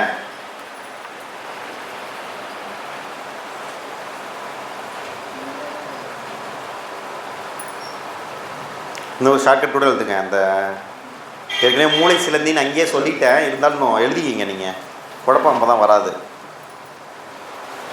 சரிதானே? அங்கே ஒரு அவர்கள் மூளையில் விதையை போல தூவப்பட வேண்டிய அறிவு ஆணியை போல அறையப்படுகிறதுன்னு பார்த்தோம். ஆணியை போல என்ன பண்ணப்படுகிறது? அறையப்படுகிறதுன்னு பார்த்தோம். சரிதானே? அங்கே போலன் வந்தால் ஊமைலாம் பயன்படுத்துங்கன்னு சொன்னேன். இருந்தாலும் இங்கே மூளை வினையாயிடுச்சுன்னு ஷார்ட்கட் சொன்னோம், மூளை வினையாயிடுச்சுன்னு ஷார்ட்கட் சொன்னோம். சரிதானே? இங்கே என்னமோ எழுதிக்கோங்க, இன்னொரு ஷார்ட்கட் அப்படியே விரிவாக எழுதிங்க.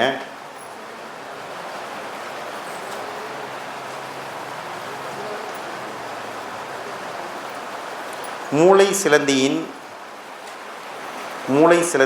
உருவகத்தை மூளை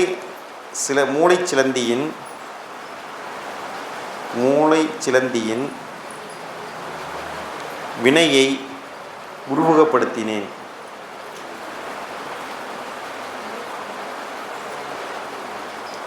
மூளை சிலந்தியின் வினையை உருவகப்படுத்தினேன்.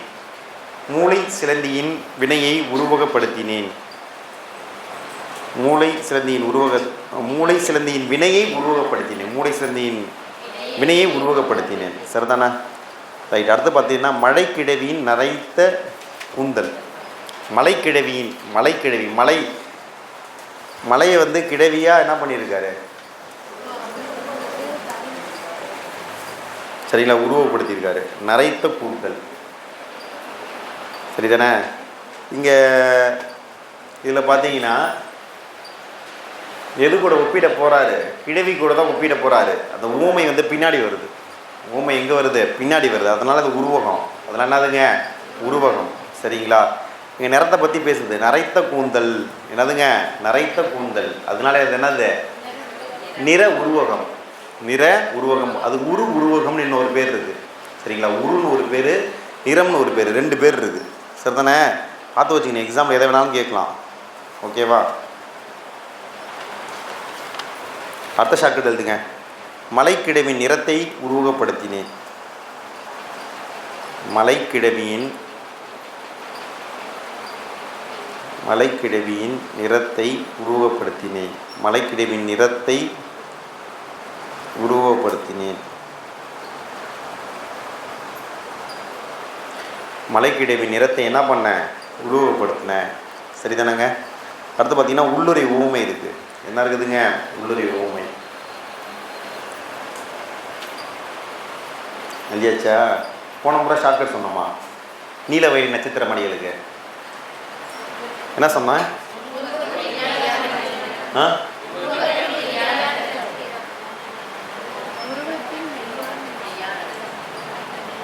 உருவத்தின்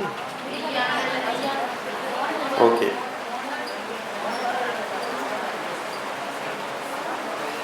நான் நீல வயலின் நட்சத்திர மணிகள் அதுக்கு ஷார்ட்கட் சொல்லியிருக்கேன்ல, சொல்லியிருக்கேன்ல. சரி, ஓகே, சொன்னால் சரி தான். அடுத்து உள்ளுரை ஊமை இறைச்சி 2 இருக்குது. சரிங்களா? இங்கே பார்த்தீங்கன்னா இதை வந்து குறிப்பு உத்திகள்னு சொல்லுவாங்க. என்னன்னு சொல்லுவாங்க? குறிப்பு உத்திகள்னு சொல்லுவாங்க. உள்ளுரை ஊமையும் உள்ளுரை இறைச்சியும் குறிப்பு உத்திகள்னு சொல்லுவாங்க. நேரடியாக சொல்லாமல் மறைமுகமாக சொல்கிறது. நேரடியாக சொல்லாமல் மறைமுகமாக சொல்கிறது. சரிங்களா? அதுதான் குறிப்பு உத்திகள்னு சொல்லுவாங்க. உங்களுக்கு உள்ளுரை ஓமம் கூட ஓரளவு புரியும். உள்ளுரை ஓமவை கூட ஓரளவு ஒன்று சொல்லுவோம். ஓரளவு சொன்னால் புரியும்.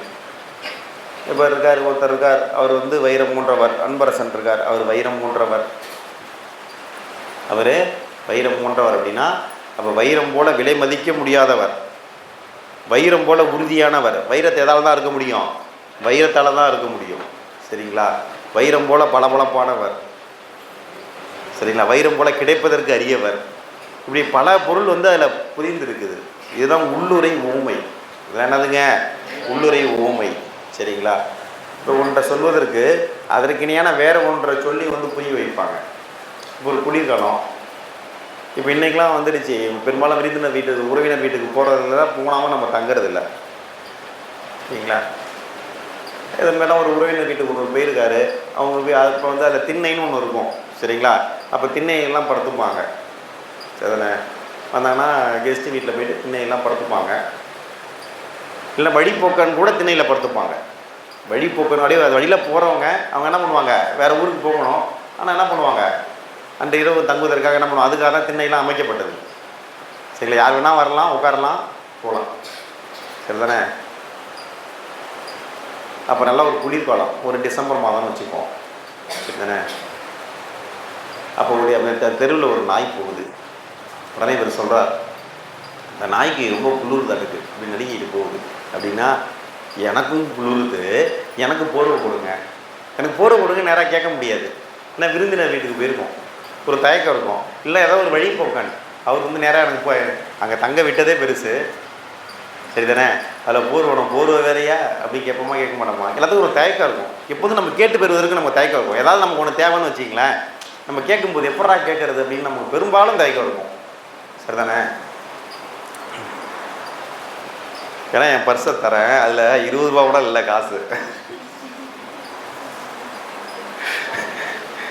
சரிங்களா? அப்போ நானே காசு கேட்கணும். அவர் என்கிட்ட காசு கொடுங்க அப்படின்னு கேட்டார்ல, உண்மையை தான் சொல்கிறேன். இங்கே பாருங்க, பேப்பரை தவிர வேறு ஒன்றும் இல்லை. ஏடிஎம் இருக்குது. நான் காசே என்கிட்ட இல்லை அப்படின்னு நான் சொல்லலை. ஏடிஎம்மில் இருக்குது. சரி தானே? ஆனால் வந்து காசுன்னு எதுவும் இல்லை. இருக்காட்டுக்கு பரவாயில்ல. ஒரு இது எனக்கே தெரியாமல் இருந்துருக்குது. பரவாயில்ல. அப்போ பார்த்தீங்கன்னா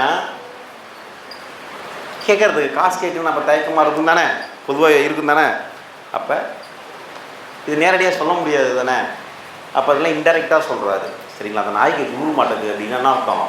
எனக்கு குளிருது, எனக்கு போர்வை கொடு, எனக்கு குளிருது, போர்வை கொடு. அப்போ இணையான வேறொன்றை கூறி விளக்குவது தான் பார்த்திங்கன்னா இறைச்சி, உள்ளுரை இறைச்சி. அது என்னதுங்க? உள்ளுரை இறைச்சி. அது உள்ளுரை உண்மை ஓரளவுக்கு நமக்கு சொல்வது புரியும். என்ன கொடுத்துருக்காங்க பாருங்கள். கவிஞர் தான் கருதிய பொருளை வெளிப்படையாக கூறாமல் அகமாந்தரின் மன உணர்வுகளை கருப்பொருள்கள் மூலம் ஊமைப்படுத்துவதை உள்ளுரை ஊமை என்பர். சரிதானே? அப்போ அகமாந்தரின் மன உணர்வுகளை கருப்பொருள்கள் மூலம் ஊமைப்படுத்துவதை உள்ளுரை ஊமைன்னு சொல்கிறாங்க. அடுத்து பாருங்கள். உள்ளுரை ஓமம் என்பது தமிழ் இலக்கியத்திற்கே உரிய ஒப்பற்ற நெறி.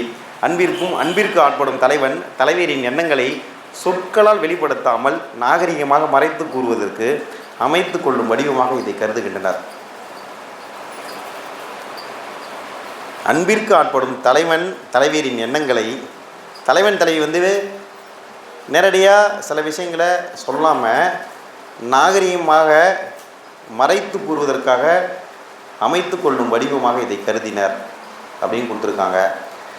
இலக்கியங்களில் காணப்படும் கருப்பொருட்களின் காட்சி இயற்கை புனந்துரைகளாகி மட்டும் நின்று விடாமல் பாடல்களில் இடம்பெறும் மாந்தர்களின் உள்ளந்தெழும் உணர்வுகளின் குறிப்பு பொருளாகவும் உள்ளுரை அமையும். ஓவியம், சிற்பம் முதலிய நுண்கலைகளிலும் குறிப்பு பொருட்கள் உண்டு. ஆனால் அவை எல்லாருக்கும் எல்லா காலத்திலும் விளங்கும் என்று கூற முடியாது.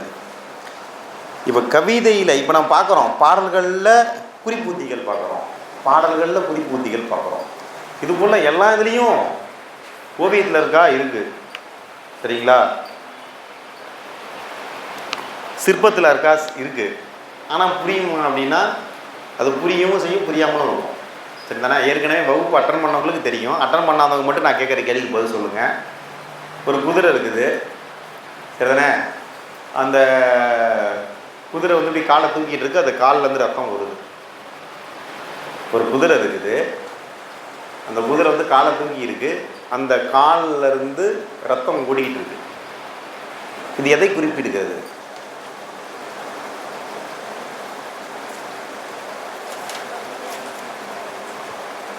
சொல்லுங்க, உங்களுக்கு தோன்றதை சொல்லுங்க. ஒரு குதிரை இருக்குதுங்க, அந்த குதிரை காலை தூக்கி இருக்கு, அந்த காலில் இருந்து ரத்தம் ஓடிட்டு இருக்கு. சொல்லுங்க. பரவாயில்ல, தப்போ ரைட்டோ பரவாயில்ல, சொல்லுங்க. என்னதுங்க? சொல்லுங்க. எடுத்துக்கிட்டீங்களா அப்ளிகேஷனை? இது யாரோ என்ற ஒரு அப்ளிகேஷன் கொடுத்தீங்களே செக் பண்ணுறதுக்கு, வாங்கிட்டீங்களா திரும்ப? உங்களுக்கு என்னங்க தோணுது சொல்லுங்க. குதிரைக்கு அடிபட்டுருக்கு, சரி ஓகே அப்படின்னு சொல்கிறாங்க. அப்புறம்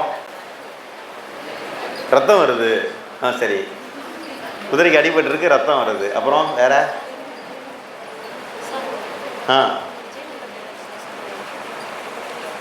இல்லை இல்லை, அதுக்கு இதுக்கு சம்மந்தம் இல்லை. அவங்க என்ன பண்ணாங்க,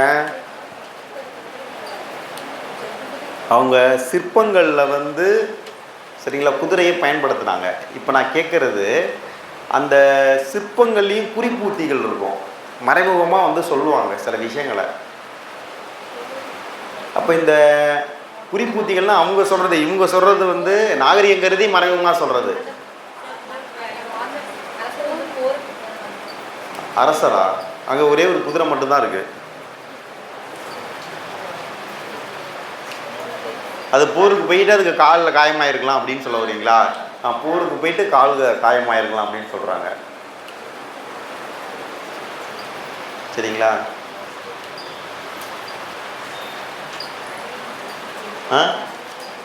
தனியாக மாட்டிக்கிச்சா? இது தனியான்னு சொன்னால் அவர் பார்க்க தோணுது எனக்கு.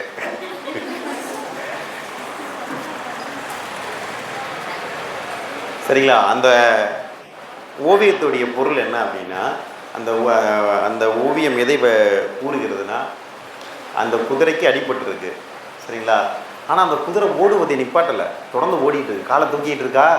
அப்போ துன்பமே பட்டாலும் காயமே பட்டாலும் என்ன பண்ணுது, தொடர்ந்து அது முன்னேறுது, தொடர்ந்து அது ஓடுது, சரி தானே? அப்படின்னு அதற்குள்ளே ஏதாவது செய்தி கொண்டு மறைந்திருக்கும். சரிங்களா? இங்கே இந்த உள்ளுரி ஊமை உள்ளுரி இறைச்சியில் எல்லாமே நாகரிகம் கருதி மறைமுகமாக,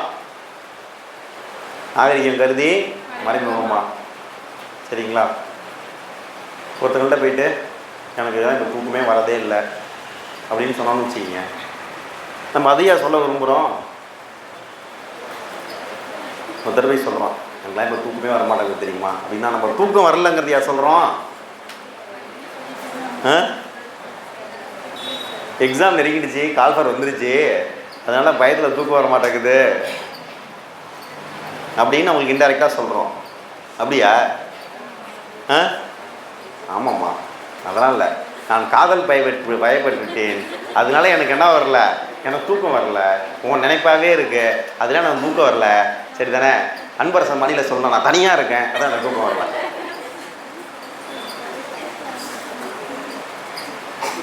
நாகரிகத்தை டைரெக்டாக சொல்ல முடியாது. என்கிட்டலாம் நீங்களாம் பேசுனீங்களா, நீங்களாம் பேச மாட்டீங்க அப்படின்னு என்ன அர்த்தம்? நீங்கள் பேச மாட்டீங்க அப்படிங்கிறத குறிப்பிடுறோம். சொல்லுங்கள், பேசுங்க, என்கிட்ட பேசுங்க, என்கிட்ட என்ன பண்ணுங்க, பேசுங்க. அது அப்படியே நாகரிகமாக வேறு வார்த்தையில், என்கிட்டலாம் நீங்கள் பேசுவீங்களா? நீங்கள் யார்கிட்ட பேசுவீங்க எனக்கு தெரியும், நீங்களாம் பணக்காரர்கிட்ட தான் பேசுவீங்க, நீங்கள் அழகானவங்கிட்ட தான் பேசுவீங்க. சொல்லுமா சொல்ல மாட்டோமா? என்ன அர்த்தம்? என்கிட்ட பேசுன்னு அர்த்தம். என்கிட்ட என்ன பண்ண, பேசு. என் கூடலாம் டீ சாப்பிட வருவீங்களா, என் கூடலாம் காஃபி சாப்பிட வருவீங்களா அப்படின்னு என்ன அர்த்தம்? வாங்கன்னு அர்த்தம்.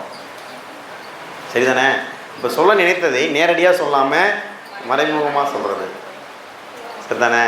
நான் என்ன சொல்கிறேன், இது சங்க இலக்கியத்தில் தான் குறிப்பூத்திகள் வந்து சரிங்களா சரியாக இருக்கும். நீங்கள் உங்கள் வாழ்க்கையில் டைரெக்டாக பேசியிருக்கேன்.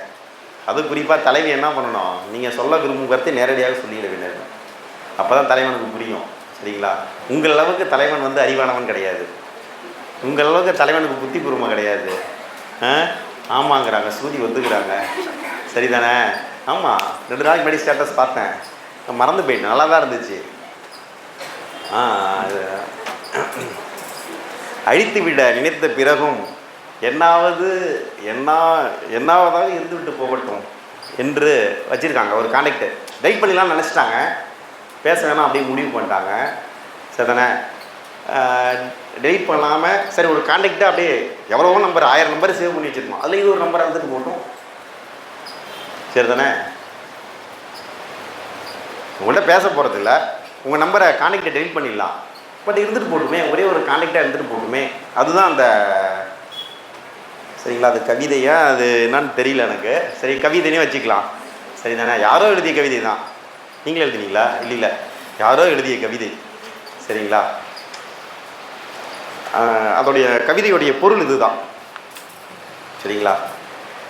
பேச வேண்டாம் என்று முடிவெடுத்து விட்ட பிறகும் சரிதானே, என்னாவது தொடர்பு என்னாவது இருந்துக்கிட்டு போகட்டும் அப்படின்னு வச்சுருக்காங்க. சரிதானே? இதெல்லாம் எதுக்காக வைக்கிறாங்க? சரிங்களா? இப்போ வந்து உன் நம்பரை டெலிட் பண்ண போகிறேன், இல்லை நான் உன்கிட்ட பேச போகிறதில்ல, அதை டைரெக்டாக சொன்னால் நாகரிகமாக இருக்காது, இன்டைரக்டாக. சரிங்களா? யாருக்கோ இந்த செய்தி யாருக்கோ. சரிதானே?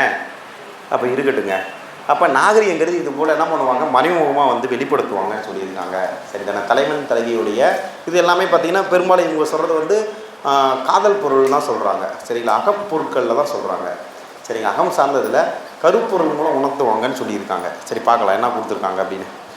அப்போ இதேமாரி ஓவிய சிற்பத்திலையும் பார்த்திங்கன்னா குறிப்புத்திகள் இருக்கும். ஆனால் நம்மளால் வந்து அதை உடனே பார்த்து டீகோட் பண்ண முடியுமா? முடியாது. சரிதானே? ஆனால் அவை எல்லாருக்கும் எல்லா காலத்திலும் விளங்கும் என்றும் கூற முடியாது. கவிதைகளில் உள்ள குறிப்பு பொருள் காலம் கடந்து நிற்கும் ஆற்றல் உடையது. அதை கவிதையில் இருக்கிறது வந்து நம்ம தெளிவாக என்ன பண்ணிக்கலாம், உணர்ந்துக்கலாம். எனவே கருப்பொருள் கொண்டு விளக்கப்படும் குறிப்பு பொருளாகிய உள்ளுரை ஓமம் தமிழ் இலக்கியத்தின் நேரிய இனிய நாகரிக வழியாகும் அப்படின்னு சொல்லியிருக்காங்க. தோழிக்கு சொல்வது போல் தலைவி மறைந்து நிற்கும் தலைவனுக்கு சொல்வதாக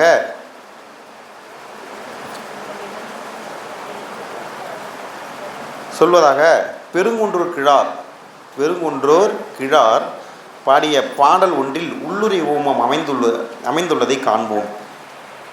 ஈயல் முற்றத்து ஈர்புறத்து இருத்த குறும்பி வல்சி பெருங்கை ஏற்றை தூங்குதோல் புதிய வல்லுயிர் கதுவலின் பாம்பு மதன் அழியும் பானக்கங்கள் அப்படின்னு வந்திருக்கு. இதை அகம்னா என்னதுங்க, அகநானூரில் வந்திருக்கு. இதை எழுதினவர் பெருங்குன்றூர் கிழார். இது எழுதினவர் யாருங்க? பெருங்குன்றூர் கிழார். சரிதானே? இந்த பாடலுடைய பொருள் பாருங்கள். தலைவன் பிறர் அறியாமல் தலைவியை சந்திக்க இரவு நேரத்தில் வருகிறான். சரிதானே? தலைவன் தலைவியை சந்திக்க இரவு நேரத்தில் யாருக்கும் தெரியாமல் வரான். அவ்வேளையில் பசியுடன் அலையும் கரடி ஒன்று ஈசல்கள் நிறைந்த புற்றில் கையை விட்டு பார்க்கிறது. சரிங்களா? கரடிக்கு பசி, சரி ஈசலை சாப்பிடலாம் அப்படின்னு புற்றுக்குள்ளே கையை விடுது. அந்த ஈசல் புற்றில் சுருண்டு படுத்திருந்த பாம்பினை கரடி அறியவில்லை. அங்கே உள்ள ஒரு பாம்பு இருக்குது. சரிதானே? கரடி நகங்கள் பட்டு பாம்பு வலியால் துடிக்கிறது. கரடியோட நகம் பட்டு பாம்பு என்ன பண்ணுது? வலியால் துடிக்கிறது. இங்கு கரடியின் செயலும் பாம்பின் துன்பமும் காட்டப்படுகின்றன. ஆனால் உள்ளே உறைந்திருக்கும் செய்தி வேறு. இரவு நேரத்தில் காட்டை கடந்து வரும் தலைவன் செயலால் தலைவி அஞ்சி வருந்துவதை இப்பாடல் தெரிவிக்கிறது. சரிதானே? அங்கே என்ன சொன்னாங்க? ஒரு கரடி இருக்குது. அந்த கரடி நைட் நேரம், இரவு நேரத்தில் வந்து ஒரு கரடிக்கு ரொம்ப பசியாக இருக்குது. சரிங்களா? அதனால் வந்து ஏதாவது ஈசல்கள் சாப்பிடலாம் அப்படின்னு சொல்லி புற்றுக்குள்ளே கையை விடுது. ஆனால் புற்றுக்குள்ளே சரிங்களா பாம்பு அங்கே சுருண்டு இருக்குது. அது தெரில. கரடியோடைய நகம் பட்டு என்ன பண்ணுது, பாம்பு வந்து துன்பப்படுது. பாம்பு என்ன பண்ணுது, துன்பப்படுது. இங்கே என்ன சொல்கிறாங்கன்னா, இதேமாரி நைட் டைமில் வந்து யாருக்கும் தெரியாமல் நீ வரிய, நீ வந்தியா இல்லை வந்துட்டு திரும்ப போகும்போது வடிவேலு வந்து ஒரு படத்தில் மாட்டிப்பார்ல, சரிங்களா, அதுபோல் மாட்டிக்கிட்டியா, இல்லைன்னா உனக்கு ஏதாவது துன்பம் நடந்துச்சா, போகிற வழியில் முன்ன ஏதாவது பாம்பு தீண்டிடுச்சா, என்ன ஆகுதோ ஏதாவது. அப்போல்லாம் என்ன கிடையாது, சரி செல்ஃபோன்லாம் கிடையாது, வாட்ஸ்அப்லாம் கிடையாது, என்ன போயிட்டியா, எங்கே இருக்க, எது இருக்க, என்ன பண்ணுற அப்படின்னு கேட்க முடியாது, சரி தானே. அதனால் அது தெரியாது. அதனால் இதேமாரி என்னுடைய மனம் என்ன பண்ணுற, தவிக்குது, துன்பப்படுது அப்படிங்கிறத வந்து என்ன பண்ணுறாங்க, மறைமுகமாக கூறுறாங்க, சரி தானே. நல்லாயிருக்கும். இப்போ தமிழ் இலக்கியம்லாம் படித்தேன்னு வச்சுக்கிங்க, ஆஹா படிக்காமல் விட்டுட்டமேடா, சரிங்களா. உங்கள் பேர் என்னம்மா? இல்லை பின்னாடி ஸ்வேதா, உட்காருங்க. ஸ்வேதாலாம் இப்போ தமிழ் படிச்சிருக்காங்க, சரி தானே. வேறு யார் தமிழ் படிச்சிருக்குதுங்க இதில் காலேஜில்? BA Tamil, MA Tamil. Sathya, Dhanush PR MA BA அவங்கெல்லாம் படிச்சுட்டு வந்திருக்காங்க. அப்படியே என்ன பண்ணுவாங்க, பயங்கரமாக அவங்க கல்லூரி காலங்களில் வந்து படித்து படித்து மகிழ்ந்துக்கிட்டு வந்திருக்கிறார்கள், சரி தானே. சார் தெரியாமல் போயிடுச்சு சார், தெரிஞ்சுருந்தால் படிச்சுட்டு இருப்போம் சார், அப்படி தானே. இதேமாரிலாம் இவ்வளோ இதேமாரி கவிதைகள்லாம் இருக்குன்னு எங்களுக்கு தெரியல. அப்போ கல்லூரியில் படிக்கும்போது தெரியுமா, என்ன அவங்க கல்லூரியில் படிக்கும்போது நீங்கள் படித்த ஒரு நல்ல கவிதை ஏதாவது சொல்லுங்கள். ரைட், என்ன கொடுத்துருக்காங்க, உள்ளுரையில் பார்த்தீங்கன்னா வினை பயன் போன்ற அடிப்படைகளில் வினை உள்ளுரை பார்த்தீங்கன்னா வினை பயன் இங்கே 2 தான் வந்திருக்கு. ஏற்கனவே அங்கே பார்த்தோம், ஊமை பார்த்தோம், உருவகம் பார்த்தோம், 4 இருந்தது. வினை பயன் வடிவம் உரு நிறம் கொடுத்துருந்தாங்க, சரி 4 டைப் இருந்தது. ஆனால் உள்ளுரை பார்த்தீங்கன்னா வினை பயன் அப்படி போன்ற அடிப்படைகள் தோன்றும்னு சொல்லியிருக்காங்க.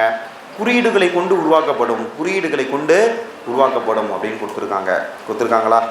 ஓகே,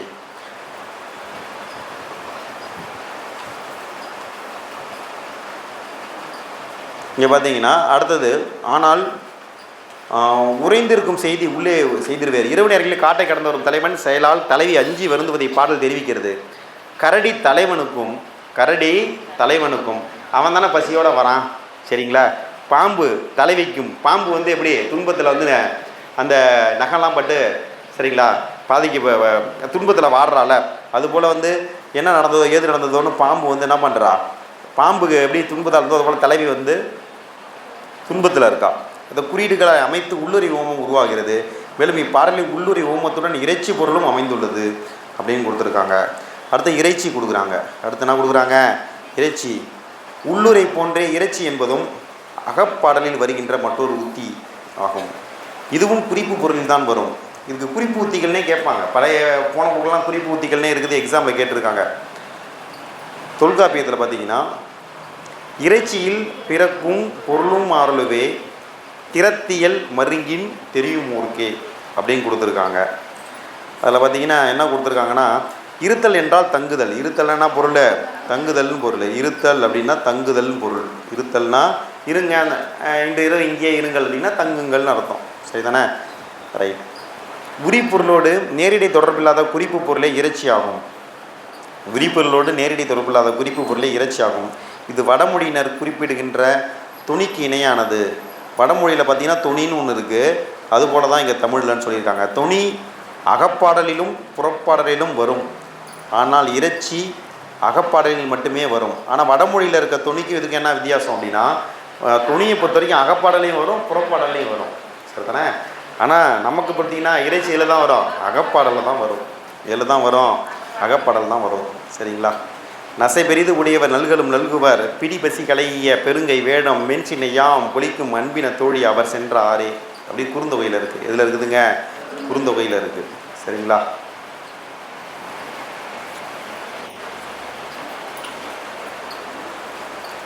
குருமா ஆசை பெரிதும் உடையவர் அப்படின்னு ஏற்கனவே ஷார்ட்கட் சொல்லியிருக்கேன். குருமா ஆசை பெரிதும் உடையவர், அந்த ஆசைக்கு வேணால் நசைன்னு வேணால் வச்சுக்கிங்க. நசைனா என்ன பொருள், ஆசை தான், விருப்பம். நசைனா விருப்பம், ஆசை தான். அப்போ குருமா ஆசை பெரிதும் உடையவர் அப்படின்னா குருமா நசை பெரிதும் உடையவர். ஷார்ட்கட் எழுதணும், அதுக்கு தான் வந்திருக்கோம். புக்கில்னாவும் நோட்டு எழுதிக்கணும். குருமா ஆசை பெரிதும் உடையவர், குருமா ஆசை பெரிதும் உடையவர், குருமா ஆசை பெரிதும் உடையவர். குரும ஆசை பெரிதும் உடையவர். குரும ஆசை பெரிதும் உடையவர். சரிதானே? குரும ஆசை பெரிதும் உடையவர். What is the next one? அப்போ வந்து இது குறுந்தொகையில் இருக்குது. இதில் இருக்குதுங்க, குறுந்தொகையில் இருக்குது. சரிதானே? இதில் பார்த்தீங்கன்னா இந்த பொருள் தான் நம்ம ஒரு வகுப்பில் சொன்னோம். போன வகுப்பு ஒரு 2 வகுப்பு முன்னாடி சொன்னோம். தலைவன் விரைவில் வருவான் என தோழி தலைவியை ஆற்றுவிக்கிறாள். தலைவன் எப்போ வருவான் அப்படின்னு சொல்லி தலைவன் ஏதோ ஒரு பொருட்டு, சரிங்களா, பொருள் ஈட்டவோ இல்லை போர் புரிவதற்காக எதற்காகவோ எங்கேயோ போயிருக்கான். சரிதானே? அவன் திரும்ப எப்போ வருவான் அப்படின்னு தலைவி என்ன பண்ணுவாள், எதிர்பார்ப்பு காத்துட்டு இருப்பாள்.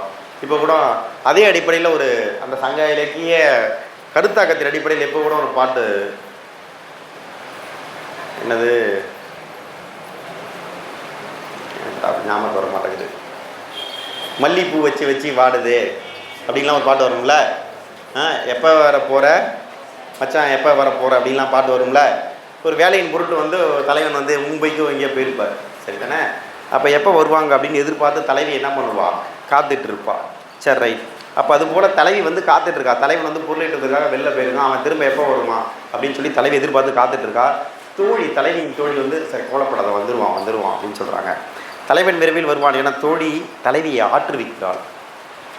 தலைவன் செல்லும் வழியில் யானை தன் பெண் யானையின் பசியை போக்குவதற்காக யாமரத்தின் பட்டையை உரித்து அதில் உள்ள ஈரச்சுவையை பருகச் செய்யும்.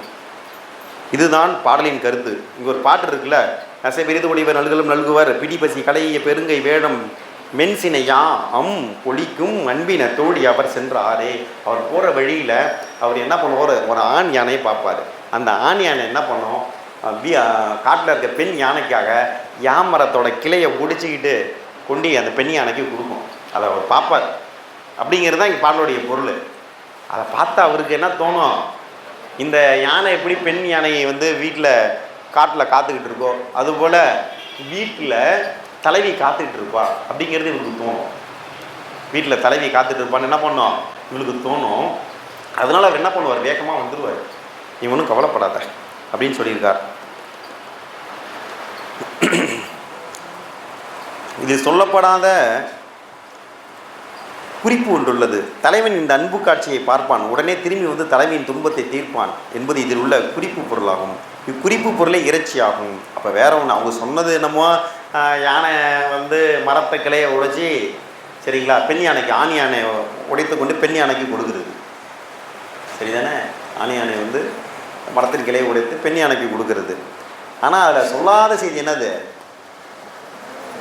சரிங்களா, தலைவன் அது போல் வந்து விரைவாக வருவான் அப்படிங்கிறது. இக்குறிப்பு பொருளை இறைச்சியாகும். உரிபொருளின் புறத்தே நின்று அதன் கருத்தை மேலும் சிறப்பிக்க பயன்படுகிறது இறைச்சி அப்படின்னு கொடுத்துருக்காங்க. சொல்லாமல் சொல்வதி தான் கவிதை இன்பம் சிறக்கிறது. சொல்ல மாட்டாங்க, சரிங்களா, சொல்லாமல் சொல்வதில் தான் கவிதை இன்பம் சிறக்கிறது. அவங்க ஒரு வெளிப்படையாக சொல்லாமல் அப்படி மறைமுகமாக சொல்லும்போது அதுதான் இனிமையாக இருக்கும் அப்படின்னு சொல்லியிருக்காங்க. தலைவனின் செயலை கண்டிப்பதற்கும் எள்ளி நகையாடுவதற்கும் வருத்தத்தை வெளிப்படுத்தவும் திருமணத்தை வலியுறுத்தவும் இறைச்சி ஊற்றி பயன்படுகிறது. சரிங்களா? தலைவனின் செயலை கண்டிப்பதற்கு, சரிங்களா, இப்படிலாம் பண்ணாத அப்படின்னு சொல்கிறதுக்கும் கிண்டல் பண்ணுவதற்கும், எள்ளி நகையாடுதெல்லாம் கிண்டல் பண்ணுறது, சரிங்களா, வருத்தத்தை வெளிப்படுத்தவும் திருமணத்தை வலியுறுத்தவும் இறைச்சி ஊற்றி பயன்படுகிறது. நீ விளையாடி மகிழும் இடத்தில் இங்கே ஒரு பாட்டு இருக்குது. இதுக்கு என்ன பொருள்னா, இங்கே இப்போ நான் சொல்லாமல் சொல்வதி தான் தலைவன் இருக்கான். தலைவன்கிட்ட தோழி சொல்கிறான். தலைவன்கிட்ட என்ன பண்ணுறா, தோழி சொல்கிறா, முன்னாடி ஒரு காலத்தில் நீ என்ன பண்ண, யாருக்கும் தெரியாமல் தலைவி வந்து தனிமையில் சந்தித்து தலைவிக்கு என்ன பண்ண, பூலாம் வந்து வாங்கிலாம் கொடுத்த, சரிதானே?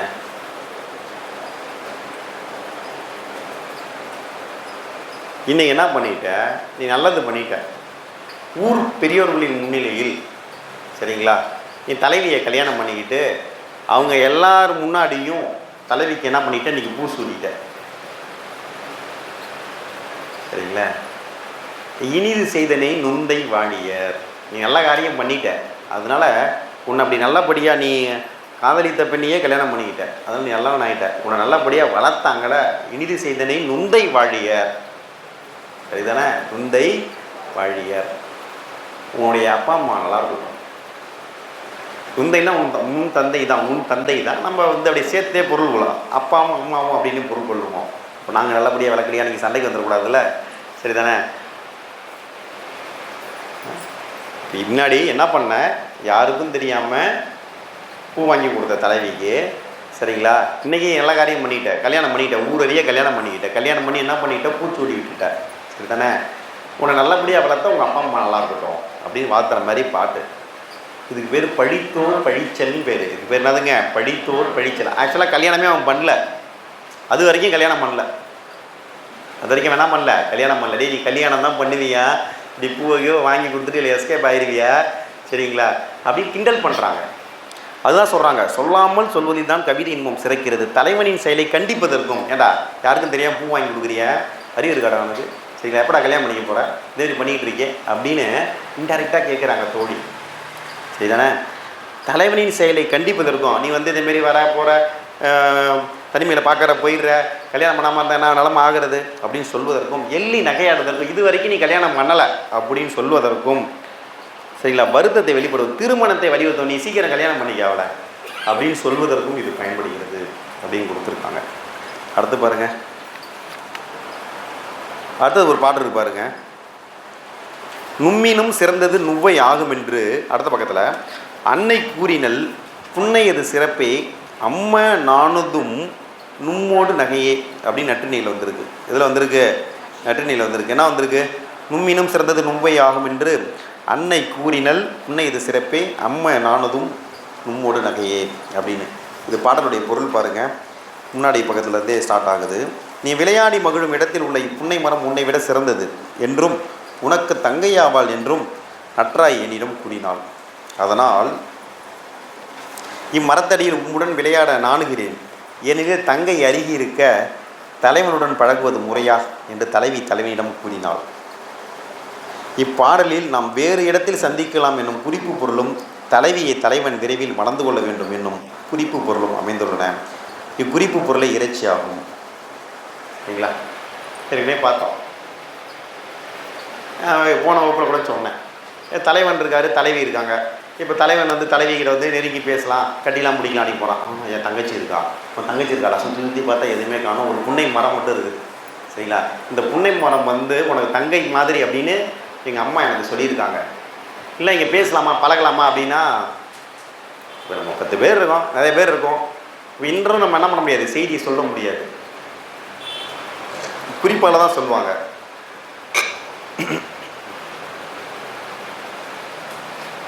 சரிதானே?